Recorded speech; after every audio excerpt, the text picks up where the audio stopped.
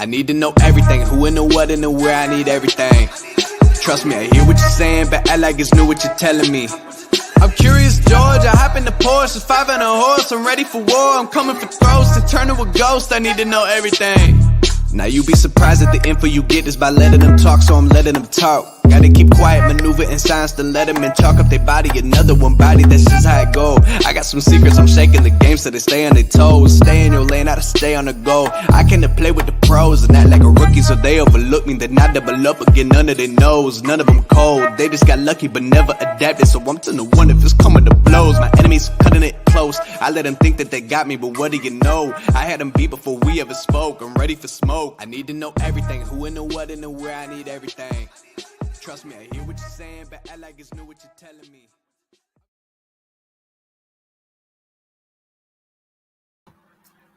Hello, everyone. How's everybody doing? Welcome to Startup on the Blocks. We're excited to do our 100th event today, and we're really looking forward to. We're going to have a couple of guest founders stop in and give an update on what's happening with them with their successes. We're looking forward to that. So first, let me get my screen shared here, and we'll get started off going.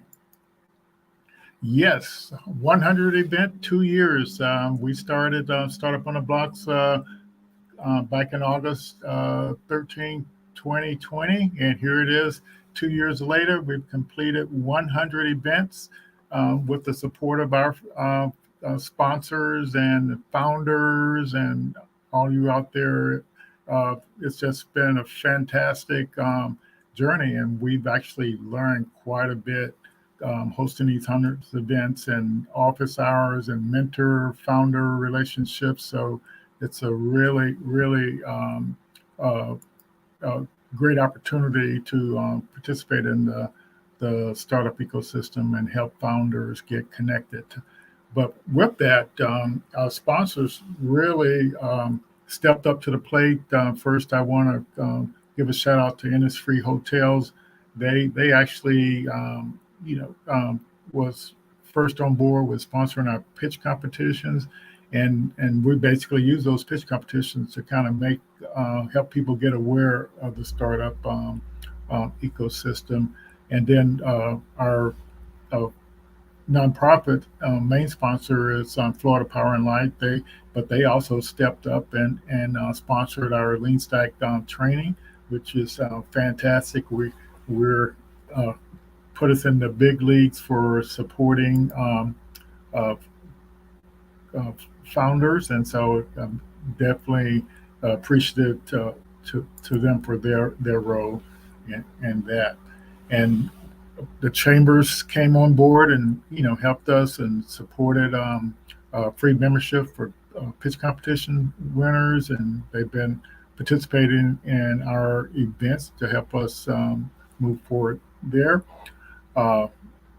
Bantucola, thanks to them, they came on as our streaming partner. So we're streaming to several Facebook pages, LinkedIn, YouTube, Twitch, Twitter, you name it. We're out there streaming, spreading the word about startup best practices for founders.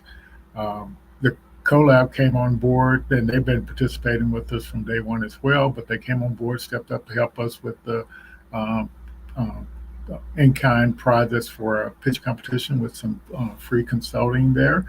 And Small Business Development Center has been supporting our events as well. And finally, the First, they came on board also to support our pitch competitions. That's really fantastic. We really couldn't have made the progress, these couple of years,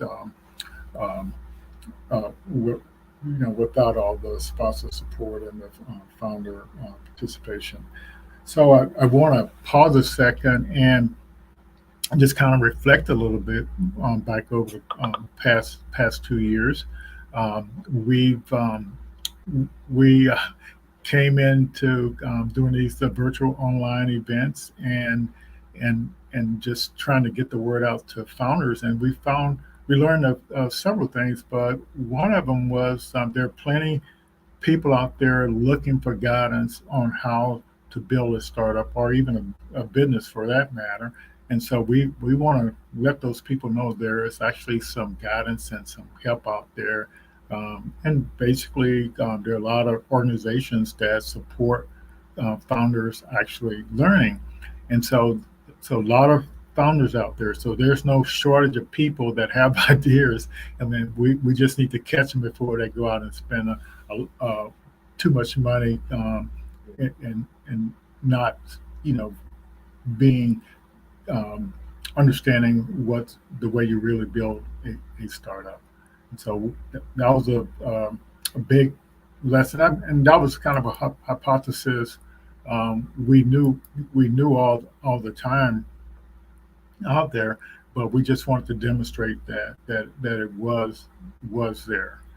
And so then the next thing we learned, the founders actually have these ideas, but there is a shortage of a local talent, technical talent, to help them build those, create whatever the product or service they had. So that was a real, important lesson to actually learn.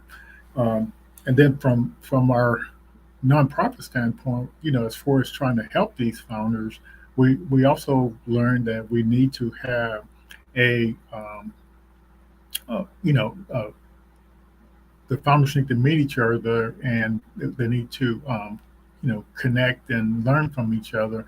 And so we need to have some type of accountability and relationship and peer support going on there. And so we're definitely still working on that. But our solution for that from the beginning was actually the networking, where during the first hour that people would come on and network and actually meet each other. And that's actually the purpose of the reason why we start off with the networking, so people can connect and meet each other.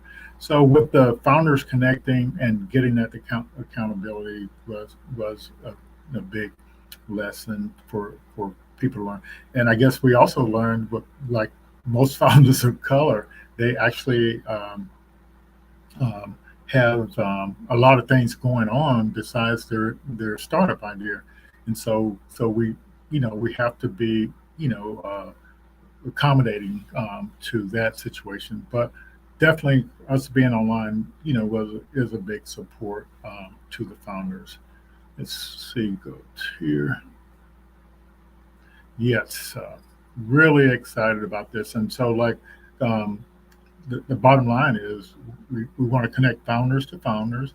We want to train the founders. We want to pair them up with mentors and experts that come on our program to kind of help them learn the best practices, and then they can actually apply for the opportunities that are out there and have a better chance of getting those opportunities.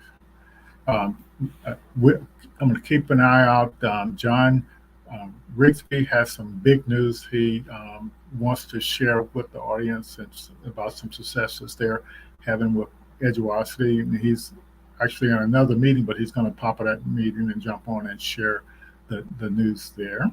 And Brandon Storm also has some good information to share as well.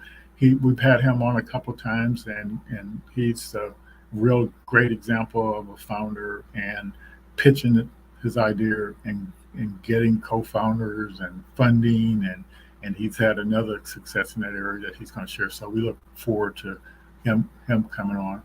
And so this is the so we were lucky earlier this year to get this Lean Site Entrepreneur training, and it's actually our key best practice training. We're learning how important it is to actually have a good foundation, and then develop a business model.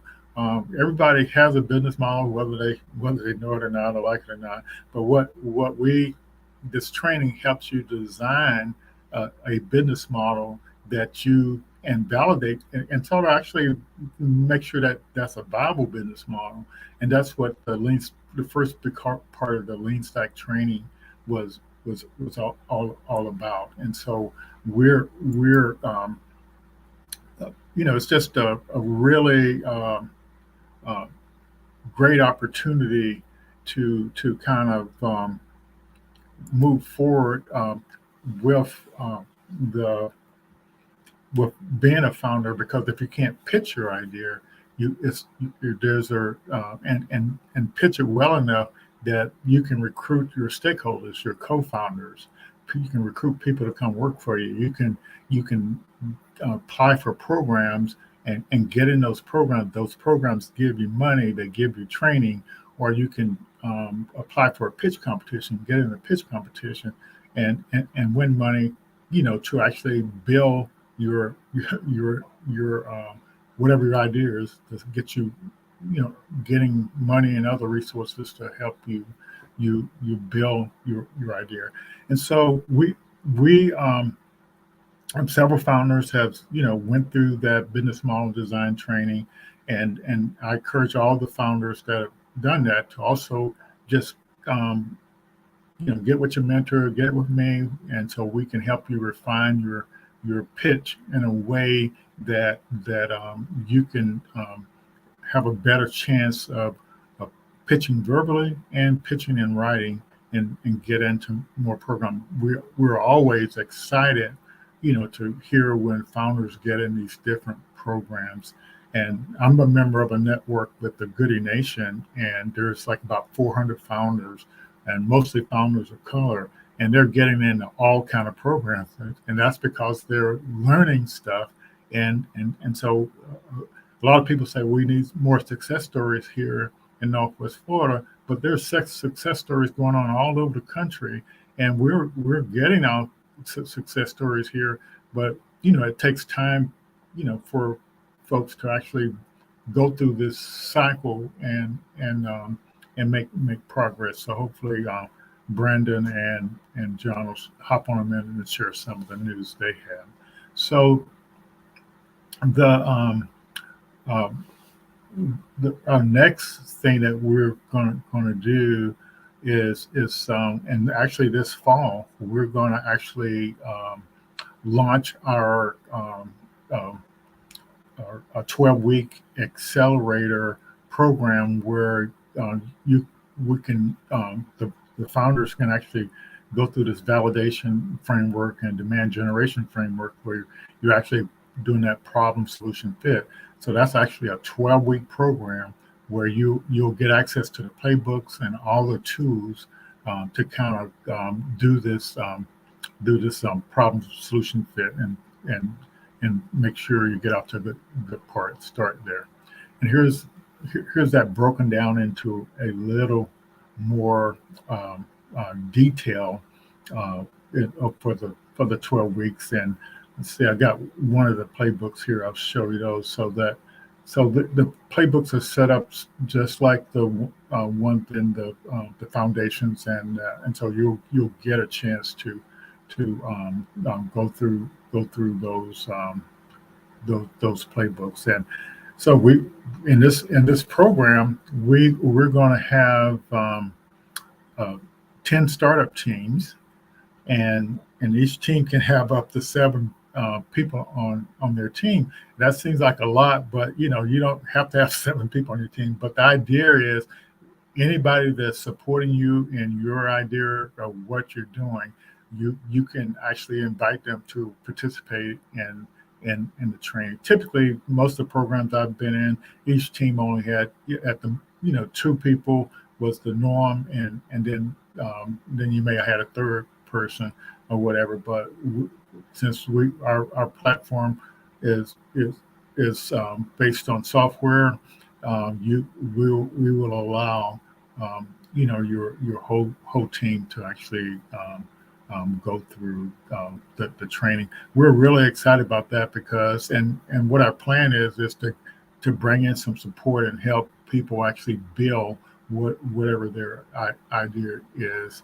and whether it's do some no code approach, and we'll recruit some software developers to come in and kind of help out with that as well. Let's see here. So that's kind of what for the future. You know, the idea is just to keep helping our founders grow. We got some other things in the work, but to actually, but the real thing we actually want to do is we want to get a system where uh, our founders can report in on a weekly basis on the progress they're making. We want to match them up with accountability partners, and so we can help our founders grow a lot faster. Let me see, can I find anybody got any questions on any of this stuff? Just chime in, or if you have a question, um, you know, about your startup and something you're doing right now, we'll definitely want to hear about that as as well. So so go feel free to, like, if you got a question about something we did in the past or what our plans are for the future, or if you're new in the audience and you just got a question, just feel free to type it in. So over the over the last few days, we've had some founders, that are looking at bringing on uh, some other founders, and we've had some, some folks raising money, and so the question is, what kind of setup do you need? I have I think it's a little bit more than 10 minutes, but it's actually um, a video I came across last week, and it was actually talking about the difference between a traditional startup and a fast high growth startup. But so one of the it's all about forming your company correctly. So take a listen to this short video, and it's going to be a really good eye opener for you, and it is the best practices for all the legal documentation and stuff for your startup. So take a listen here. I'm going to start it, and feel free to type in your questions too in the comments while it's actually going on. And let me know if you can hear it or not.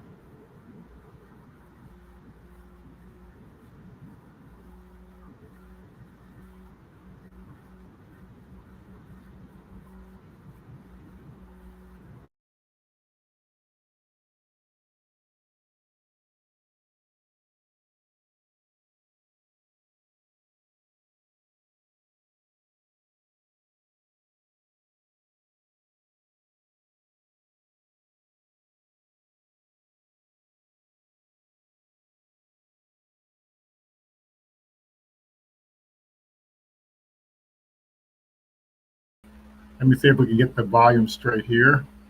Stop sharing it. I'm going to reshare it again and make sure we got the sound in there.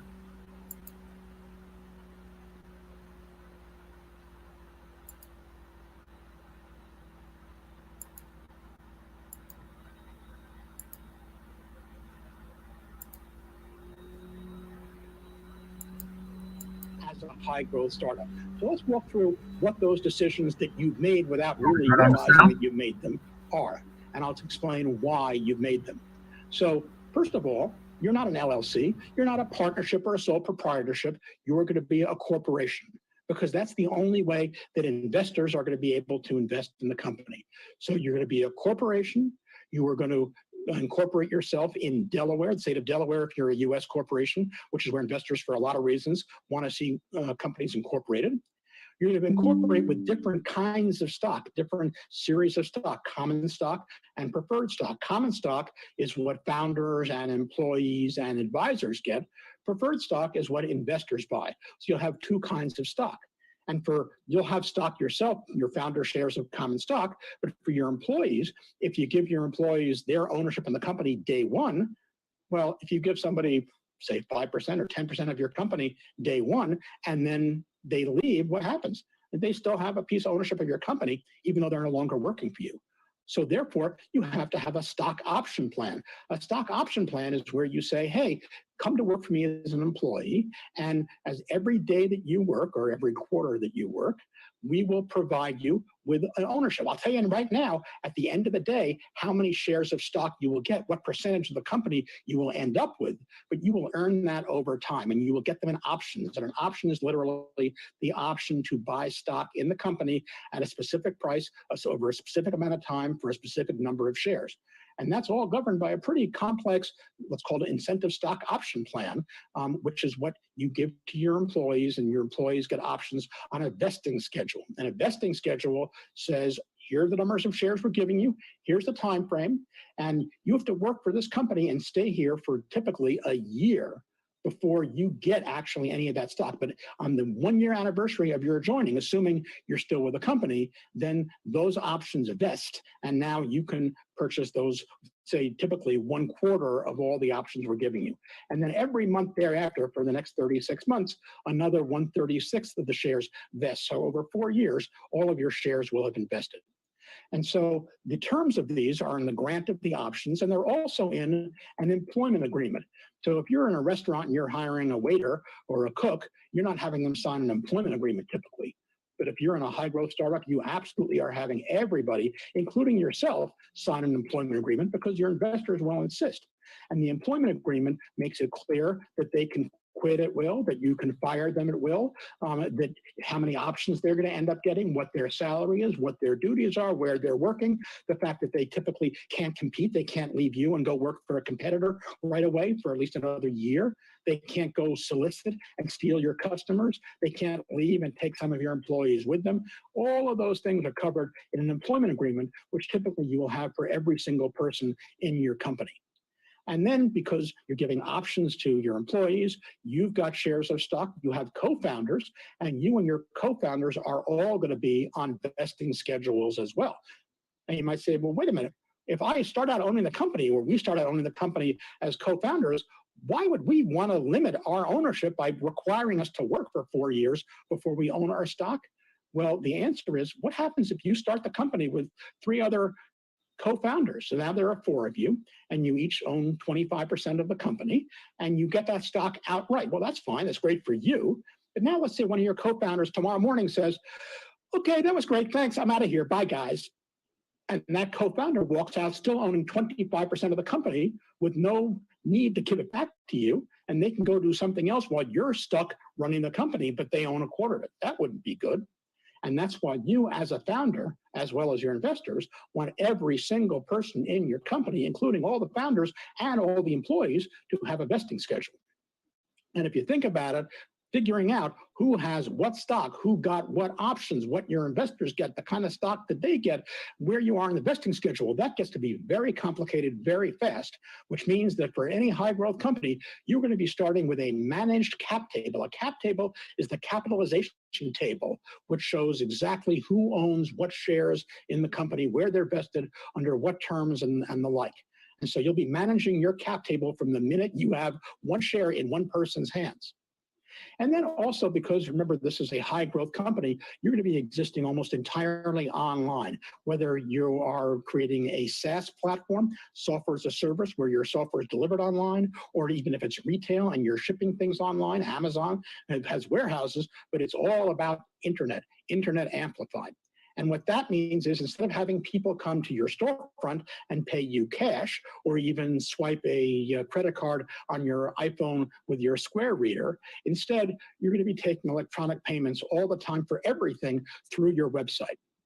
And now that you have employees and all of these capital stuff coming in and electronic payments coming in, and you have investors to whom you have to report who want to know what's going on, you don't have the luxury, as you would if you were your own small owner of a business, of keeping your receipts in a shoebox. You have to have a pretty powerful accounting system which tracks every single dollar that is spent. And typically that too will be cloud-based on a SaaS platform, because it's easier that way, it's more powerful, and ultimately for due diligence, other people, your accountants, and ultimately your investors, if appropriate, will have access to your accounting software. And because all of this gets very complicated, and all the hiring and all of the terms and the option plan and the payments and the taxes you're filing, and you better pay your taxes from day one or you'll be in big trouble, you're going to have corporate attorneys. So there's no such thing as starting a high growth company without an attorney somewhere in the woodpile over here, because they're going to keep you on the straight and narrow, and they're going to make sure that you do things appropriate, and you're going to be paying them. But that's what attorneys are for. You can't do this on the cheap. You can't do this without that kind of professional advice. And just like you're going to be internet amplified, you're going to be international aware, because now that you're living in virtual space instead of in a physical storefront location, because the whole world is your oyster, you have to think about how you're going to be dealing with your product. How do you take payments from overseas? How do you deliver your things overseas? Are you shipping a physical product? Are you providing software as a service? How do the laws of the overseas place where people are using your service affect what you're doing? When the European Union put in a very, very powerful privacy law a couple of years ago, it had an enormous ripple effect on the US market. Why? Even for companies that weren't operating entirely in Europe, the fact that if they had one customer in Europe, they had to be complying with all of these terms of the GDPR regulations. That meant that all American companies still had to follow these European regulations. And now, because as you've seen, you've got this managed cap table, your employees have equity, your investors have equity, the company is growing very fast, and the goal here is going to be for an exit. What that means is you have to think in your head about separating your role as an employee of the company, even if you're the CEO, from your role as an owner, a founding owner of the company, which is the shares you have. Because what happens if the best thing for the company to make the company a big success is that you not be the CEO? You know what? In that case, you had better be smart enough to say, okay, I'm going to step down. I'm going to find a better person than me as the CEO, because I know the big money that I will make from this company is not going to be in my salary. It's going to be in the value of the shares that I own. And the perfect example of this is a guy named Piero Migliar. Now, many of you may not know the name Piero Migliar. He was a product manager at Apple, very smart guy, and he had the idea for a new type of company, which is to sort of take a flea market and put it online. And that company was eBay. And he started eBay, and he was running eBay, and he realized very, very quickly that although this was a great idea, he was not the person to be the CEO. So he brought in a president, and then he brought in Ned Whitman as a CEO, and the company grew very, very fast, and he grew very, very, very rich, but not as the CEO. So I hope you have that same understanding of where your bread is buttered, and it's buttered on the equity side rather than the job side. And then finally, with all the stuff that you're doing for the company, because you're going to have investors, and investors are going to want to see exactly what's going on here, and they're going to want to check on it, you have to be able to track every single piece of paper you sign, everything you do, your option plan, your employment agreements, your investment agreements, your accounts, all this stuff, all your legal agreements, they have to be tracked, because under due diligence, which is what investors do when they look at your company, they would be remiss in their duties. It wouldn't be due diligence if they didn't look at every piece of paper and check it. So that means you have to track all of this stuff. So these are all the decisions that you have made, have voluntarily chosen to make once you've decided to be a high growth startup instead of a small independent business. And this sounds complicated. It is, but luckily for both paths, the independent business and the high growth startup, there are some really good books that are helpful to help you get through that. The independent businesses have been around for a long time, and there have been all sorts of books that have been written over the years to help you figure out how to start a business and how to do all the appropriate things about hiring people and complying with laws and so on. You can get all these online on Amazon and in person at Barnes & Noble, from a bunch of different places. There are big name franchises, Dummies and Idiots Guides and Money Magazine and Entrepreneur Magazine, of all the things that are out there. And these are all really quite good. The one that I think is probably best if you're looking at an independent business is a book called Small Time Operator. Now, don't let the name put you off, right? It's not that you're not worth anything. It's that you know exactly what you are, and you're creating a small business. And this small business, business you're creating is covered in this book. The subtitle is, how to start up your own business, pay your taxes, hire your employees and stay out of jail. And so that's what you want to do. On the other hand, if you're a high growth startup, there have been all kinds of books written recently by lots of friends of mine who have written books about the high growth universe. And that's the one that you've probably seen reviewed in all of the blogs and in all the entrepreneurial magazines, whether it is The Lean Startup by Eric Ries or Zero One by Peter Thiel, the really great book, The Startup Owner's Manual by Steve Blank, one of the giants in the field, one of the very first ones in this universe, The Art of the Start by Guy Kawasaki. These are all great books that tell you about different facets and aspects of starting a high growth company. The Lean Startup has all to do with the concept of what lean means and be very helpful. I strongly suggest that you read that. The others give you pointers about various components. But on this one, my suggestion for the best book, if you're starting out right now and you want a step-by-step recipe book to this, and this is where an advertisement comes in. Ta-da, it's mine. Surprise, surprise. The Startup Checklist, 25 Steps to a Scalable High Growth Business. When I was approached by Wiley, the publishers, to write this book, I said, you're crazy. There were all these other books out there, hundreds, thousands. And I actually checked, and there was something like 90,000 books on Amazon in the entrepreneurship startup category. I said, why do we think the world needs another book on how to do a startup, things that you have to do?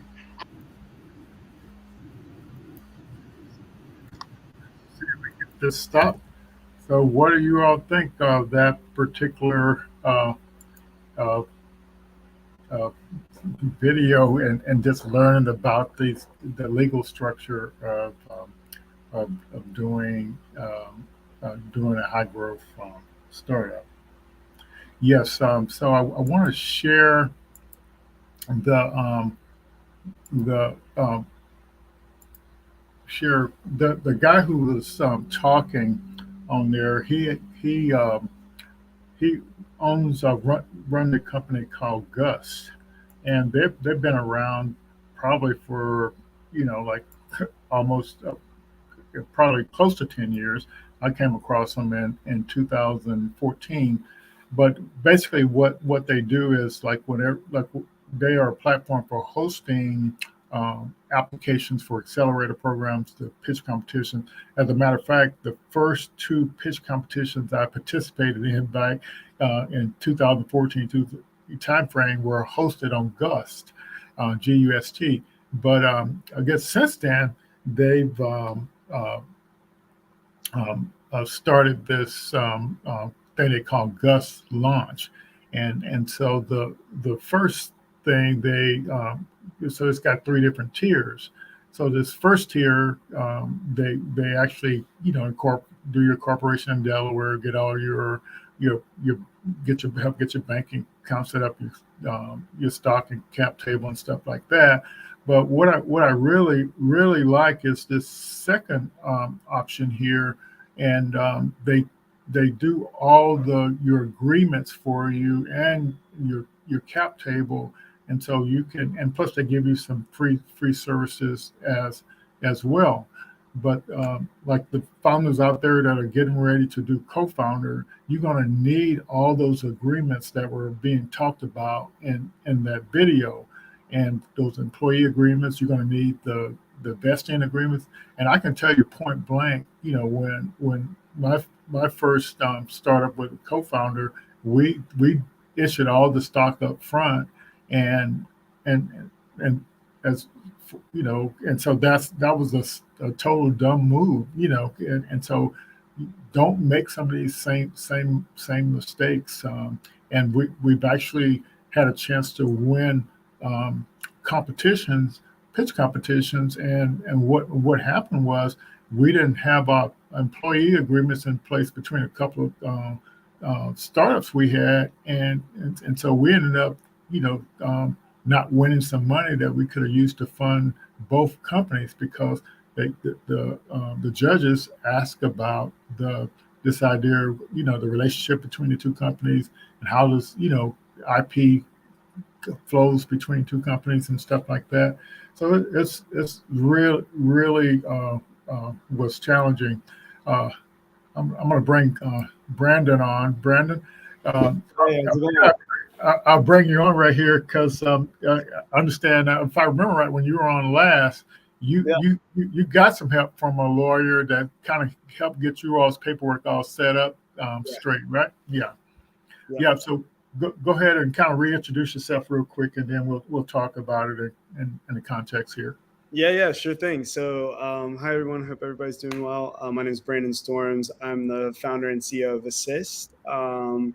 And yeah, happy to be here and catch up with you. It's good to see you, Lloyd. You same here, man. Same here, and I appreciate you willing to check in and give an update on your progress, how things were going, Yeah. and we were just talking about the cap tables and employee agreements, and I remember when you were All the on. fun things. Yeah.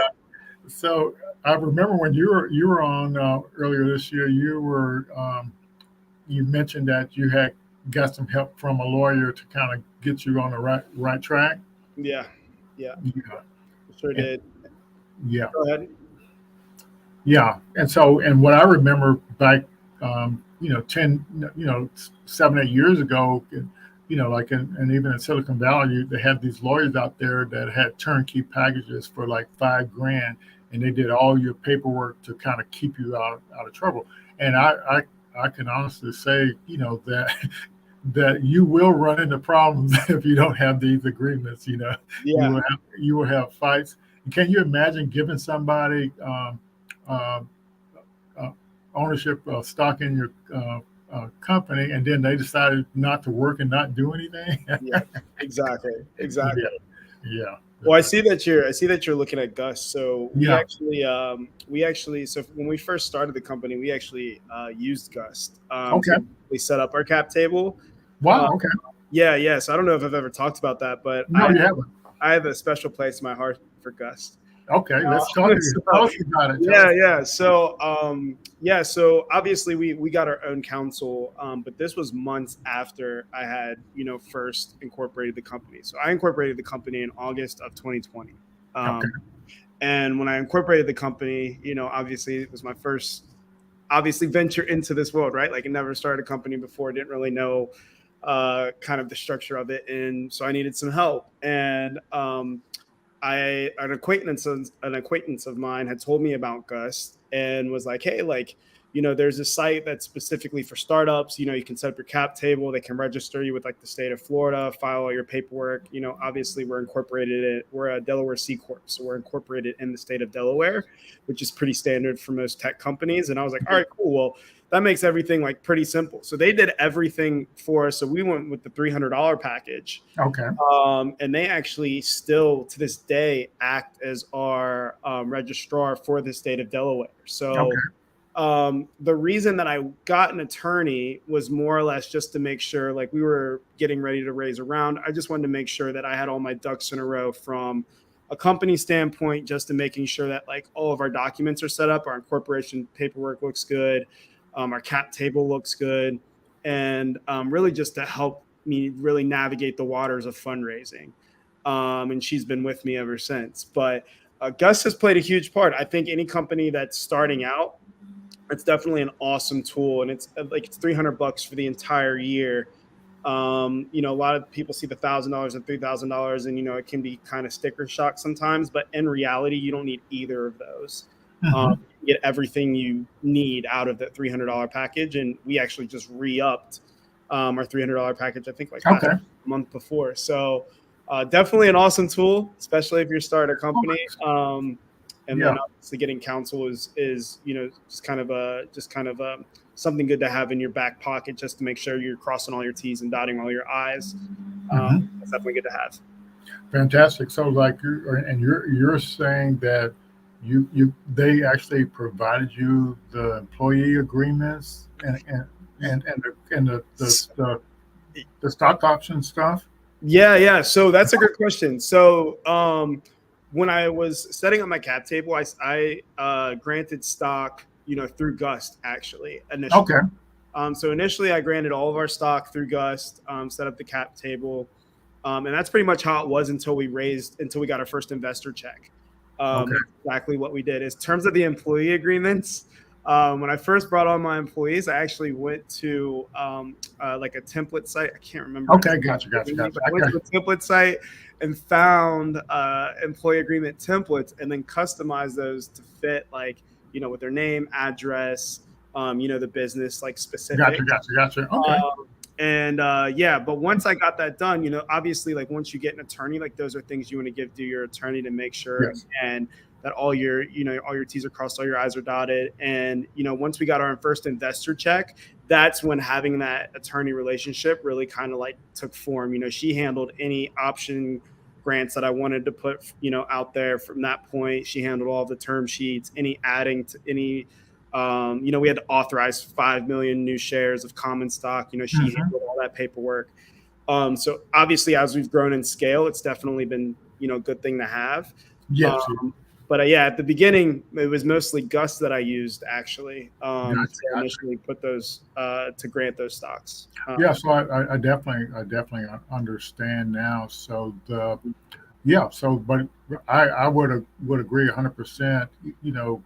Getting that paperwork right, and getting the lawyer stuff in there is definitely the way to go. And what I did was I set up a conversation with the folks from Gus, just to kind of make sure I understood what you get for each day. And that's what I advise anybody, founder to do.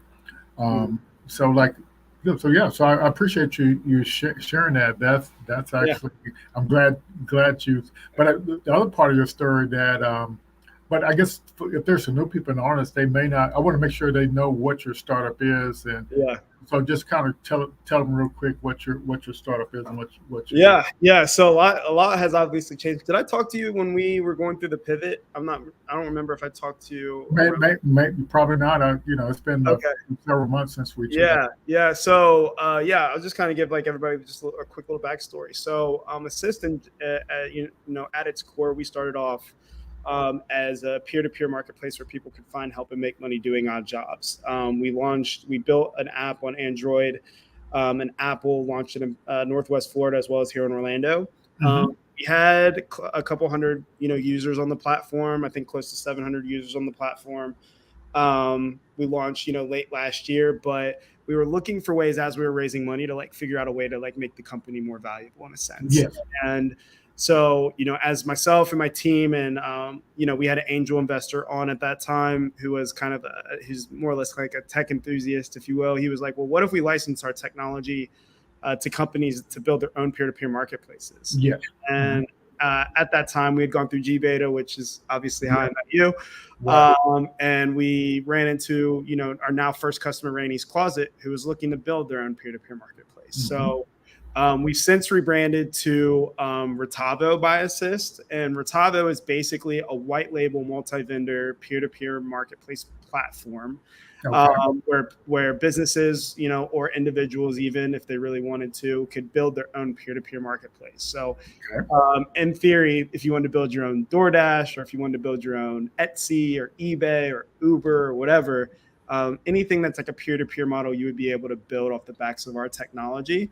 Yes. And that's, essentially like our business model today. Okay. So the best way to describe it in simple terms would be like Shopify, but for peer-to-peer marketplaces. So the same way you can go on Shopify and create your own e-commerce store, you can go, with us and build your own peer-to-peer marketplace quickly and affordably, essentially. Gotcha. But that's kind of, who we're at the core now.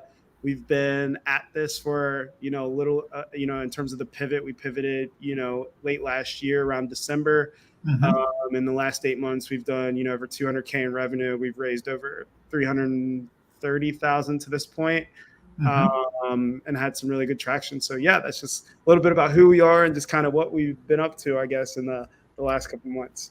Yeah. So you mentioned you had another some more good news. So tell us about that. So a couple of weeks ago, we were obviously granted the opportunity to be a part of TechStars Atlanta, which is powered by JP Morgan. So that program in particular focuses on the future of e-commerce, the creator economy, as well as consumer brands. So they picked 4 companies from each category. We were one of 12 companies selected out of over 1,500 applicants. Wow. So, pretty incredible odds there. Yeah. But I would say that that's, obviously a testament to my team, just kind of the work that we've put in, the revenue we've been able to bring in, obviously the investors we've been able to bring in, but also I would say for any founder out there, persistence is key and networking is key. So the way that relationship even all came about was a simple Twitter DM that I had sent out to a scout from Techstars, somebody that I follow on Twitter, and I pretty much reached out to him and I was like, "Hey, Sava, like my name's Brandon. This is my startup. Really interested in Techstars. Can we set up a call?"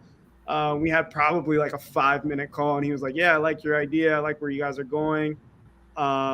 This is back in January, so they've been selecting the companies until I think it was like we got selected in like the end of May. Gotcha. Is when the deadline was. So he was like, "Oh, let me put you in touch with somebody who I think we're going to run a program here in fall that I think you might be a fit for." And from February to pretty much June, I was pretty much in their inbox every couple of weeks, just be like, "Hey, this is where we're at. Hey, we just brought on this new customer. We just got a check from this investor. This is kind of like what I'm thinking about this. What do you think?" And just really just trying to stay top of mind. And essentially, we were one of the 12 companies that they decided to choose. So although I know we obviously have a great product, we have an awesome team, great group of investors. Sometimes I think good old fashioned just perseverance and just like putting yourself out there, I think definitely helped and is one of the biggest reasons why we got selected, in my opinion. So yeah, definitely a huge. Fantastic. I was trying to reach John. John, if you can hear me, I'm hoping you can hop on before we sign off here.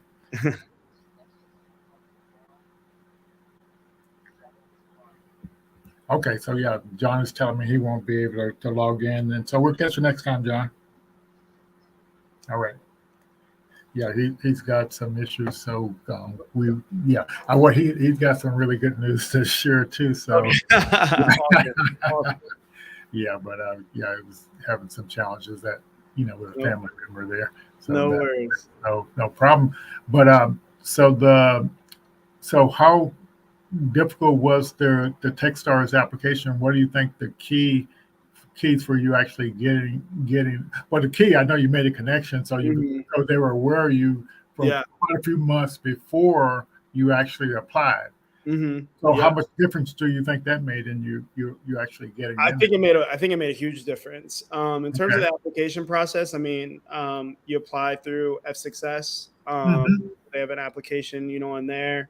Yeah. And then, my recommendation would be for anybody who's applying to like Techstars or any accelerator, really, get into those office hours with the people that are actually running the program, and put yourself out there. I think that's probably the biggest mistake you can make. I think most people need to understand that those accelerators are extremely competitive, especially nowadays. There's hundreds of thousands of companies out there, and they run a couple cohorts within a specific vertical every year, maybe like 2 or 3 within a specific vertical every year, and they're investing. You got to think too, they're investing their money, so this is an investment for them. You know what I mean? It's a 6-figure investment on their part. So I think the sooner that you can get that application in there, and then setting up those office hours, and then really taking a deep dive into like, hey, this is my business. I know we're not perfect. You're not supposed to be perfect when you're applying to an accelerator. That's the whole point of it, right? Yeah. Is to break down your business and see where you can get better and improve and really have success. And so I think that's probably the key to it. I don't think the application process is hard, as long as you're willing to put yourself out there, and not be afraid to be like, hey, this is where we're weak. This is where we need help. Like, this is why we're applying. That goes a long way with those guys. So what do you think is going to make the Techstars program, getting in that accelerator? I would say that's and that's one of the best accelerator programs in the country. And so what difference do you think that's going to make in your startup? I think it's going to be an immense difference. I mean, I think you kind of take the keyword accelerator there, right? Yeah. Like, obviously we probably would be able to get to where we need to go on our own, but it is going to take, X amount of time, right? Like, it could definitely take a longer period of time. The great thing about accelerators and Techstars in particular is the network that they provide. Yeah. You just said it, they're one of the best accelerators in the country. Mm-hmm. I would argue that they're one of the best accelerators in the entire world because they have a global network, right? Yes. So, Mm-hmm. I think, for us as a company, I think this is an awesome opportunity to be able to network and be able to get input from leaders in this industry. I think the best way to figure out how to get somewhere is to learn from people who have already been there, right? Yeah. And I think that's one cool thing about this program. And then even any other programs, whether it be Generator, 500 startups, there's a bunch of accelerators out there that are great.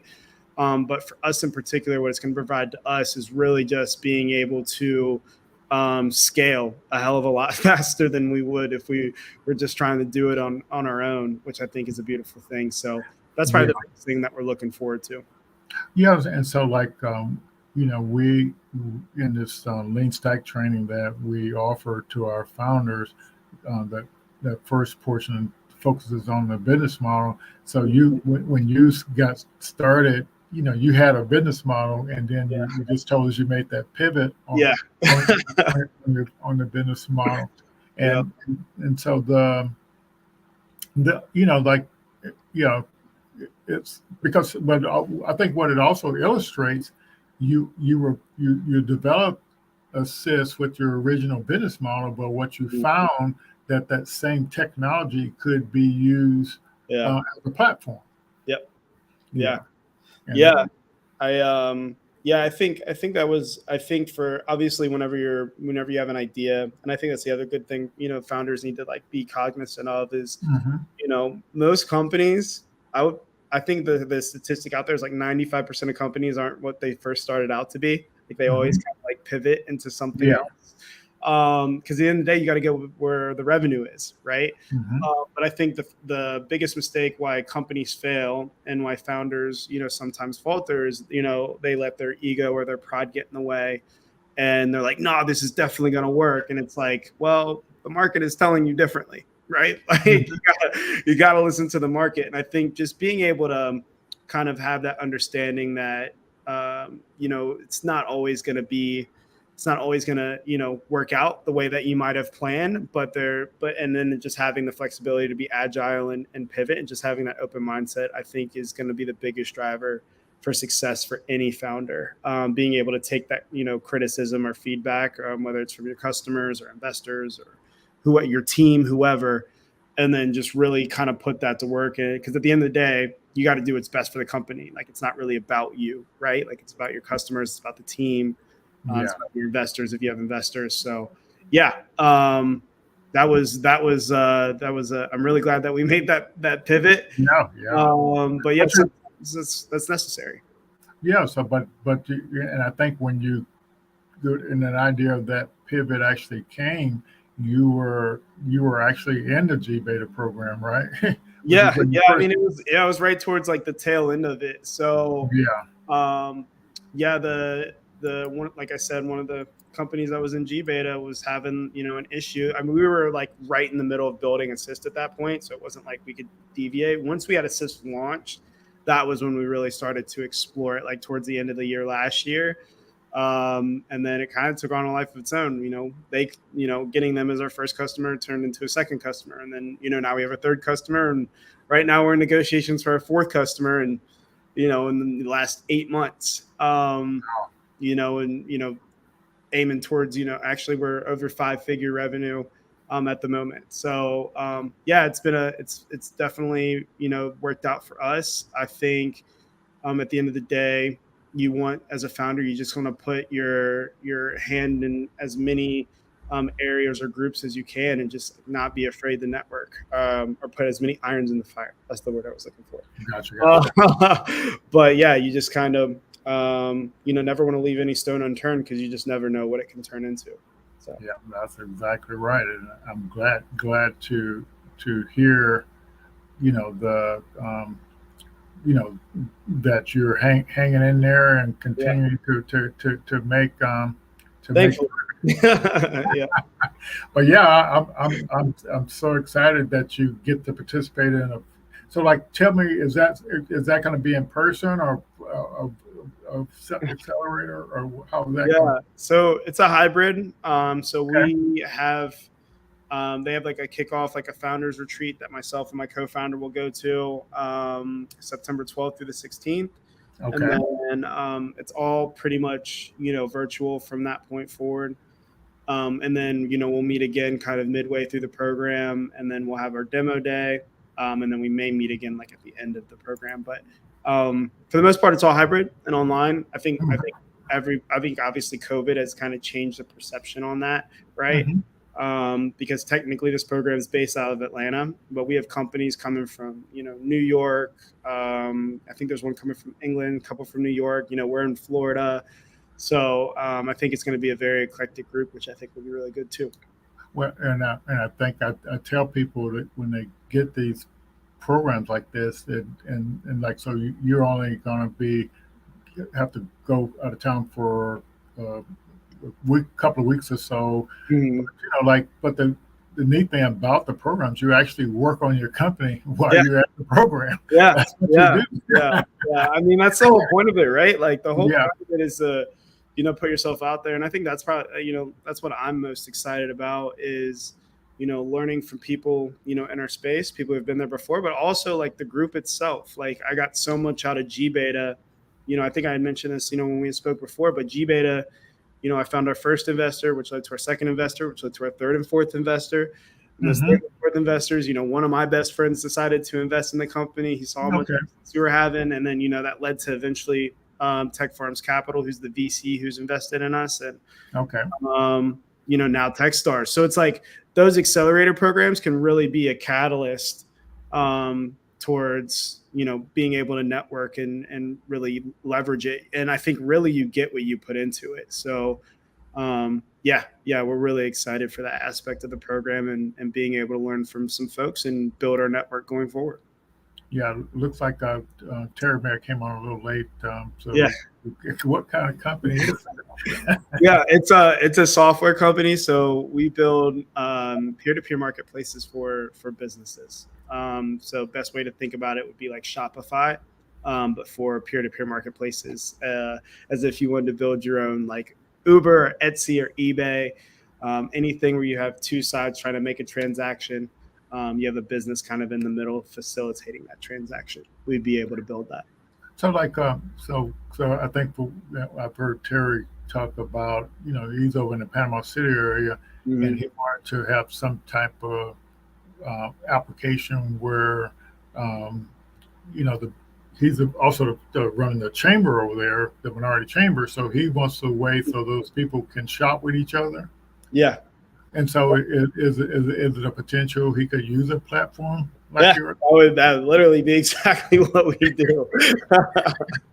Yeah, that's exactly it. That's exactly Yeah, it. but like Brandon, I get after our founders sometimes, and I say, like, you have the kind of textbook definition of what your company is, but I think sometimes you have to demo it by just walking people through. Say business A want to do business with business B, they can use our platform to make Mhm. transactions. Yeah, Like he wants to create a whole platform so he could use your technology as the platform. yeah, So you were kind of like, so walk Terry through how he would use your platform to kind of do what to leverage this thing. yeah. If you're trying to, have, let's say, business A do business with business B, for instance, it could be called, let's just say, Terry's Marketplace, right? And the way that would work is, you have business A that would sign up as like a buyer or a seller, and you would have business B that would sign up as a buyer or a seller, and then they would list their goods on your platform, and then business A could buy from business B, or business B could buy from business A. It really would just depend on how they would sign up on the platform. To give you like another like real world example, you have like sites like Etsy, where you have like people who make crafts, right? and then you have people who sign up to buy said crafts. Same sort of idea. The only difference, with Terry's idea is, I guess you would be using businesses, if I'm understanding correctly. But yeah, I mean, it would be the same sort of deal. I mean, if you wanted to, build your own platform, I think the beautiful thing and the reason why we exist is because if you were to build it yourself, it would be extremely expensive. If you were to bring in like an outside dev shop, or it would take a ton of time, even if you brought on your own team, just because whenever you're building like a marketplace of some sort, there's just a lot of moving parts, whether it's from infrastructure, building the front end, the back end, what code language are you going to use? What infrastructure are you going to use? I mean, there's a lot of moving parts in that. So what we're trying to do is like basically, for entrepreneurs and businesses, take all the guesswork out of building the marketplace, providing the platform that's completely white label and customizable to fit your business needs. And all you have to worry about is running the business and making money. How would he make money on using your platform? Yeah, so that would be totally up to him. So I mean, whether it could be, if you have a ton of traffic, I mean, it's white label, right? So you could have your own advertising on there. If you had your own like partnerships and everything already established, you could do that. What I would recommend to do would be to take a percentage per transaction. So like, let's say a transaction's $100. Every transaction that somebody does on the platform, you take 15% of that or something. So that's how most marketplaces work. So that would be my best recommendation to make money. And then you can even charge like some sort of service fee or something like that. So I always use the example of like DoorDash, right? So the way that DoorDash makes money is they have a restaurant that sells, food on the platform. That restaurant will pay DoorDash a fee to be able to sell food on their platform. And then DoorDash will take, they have the delivery fee and the service charge and all those fees that they charge the person who's ordering the food, to be able to buy food from that restaurant. Right. Mm-hmm. So definitely that would be the best way to make money. But obviously there's multiple other ways that you can make money by running your own marketplace. That's just one of them. And probably the most common that's out there. Gotcha. Yeah, I always tell people that you a lot of times you have to walk people through how they will use something, like yours, and when they're kind of pitching their product or service, the quick way to get somebody to understand it is to walk them through how somebody would actually use it. And and I guess the second last question for you, how does Assist make money with their white labeling their platform? Yeah, good question. So we charge a monthly fee. So the best way to think about it would be, instead of paying, let's say like $100,000 to build the platform yourself, you would pay us, a monthly fee, which could range from, $1,000 to $4,000 a month. And then you would also like pay like basically us like per transaction or per user sign up is how we have it structured right now. But the beautiful thing is, we basically charge off of, based off the type of marketplace, like how much work goes into it. If there's customization work, obviously there would be like an upcharge for that. But our whole key business, like I guess our value proposition is that, you don't have to build it yourself. So we're saving you time, money, and just giving you as an entrepreneur or founder of a business to basically just worry about exactly that, which is running the business. So, and fantastic. So you got any parting thoughts for the founders out there? Yeah, I mean, I think I covered most of it. I would say. Okay. I would say like just any words of wisdom, just kind of, to reiterate what I said before is, never hesitate to, network.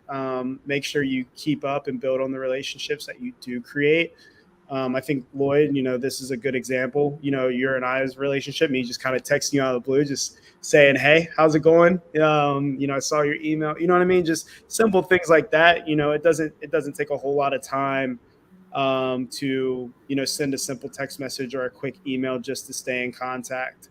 So I think that's probably the number one mistake a lot of founders make, is not really leveraging the network or the relationships they come in contact with. They kind of just say, hey, my name's Brandon, good to meet you, and then that's it. You know what I mean? But I think, truly successful entrepreneurs and founders, they take the time to really build on relationships. It's important because you never know when that relationship's going to come around to be beneficial for you or your business. So that would be my only tidbit is, go the course and, don't be afraid to put yourself out there. Yeah, and see, like, so you and I, you've been on this your third time coming on Startup on the Blocks, and the fact that you used Gus never actually even came up. And, and my point is there, like, when founders talk to each other, you have to be, curious. You can't just assume that, you have to be curious because by asking that question, maybe like, a year ago or whatever, when you were on the first time, so another founder could have realized that Gus tip. But the deal, my only point is that when we talk to each other as founders, we need to be more inquisitive, more curious about what each other are doing. How you did this, how do they do that? That's kind of what the whole point is. And I'll plug the networking is, like we have the networking from 6 to 7, and the purpose for that is for founders to talk to each other and learn from each other and whoever else is in the audience. But if you don't ever get on a network, you see the good information that's helping one founder succeed, you don't even know that what's helping them succeed. But by these, and that's the kind of point there. So I wanted to mention next week, Didi Takesha is coming on just to give an update with her thing, and she recently got her stuff trademarked. So that's, I guess, a good question to curious. Have you got your thing trademarked yet? Your Assist trademark yet? Yeah. So Assist. Okay. So Assist and Retavo is trademarked. And then we don't have anything like patented or anything, but all of our own code is our own proprietary software and all of our own code. That stuff is expensive to file for.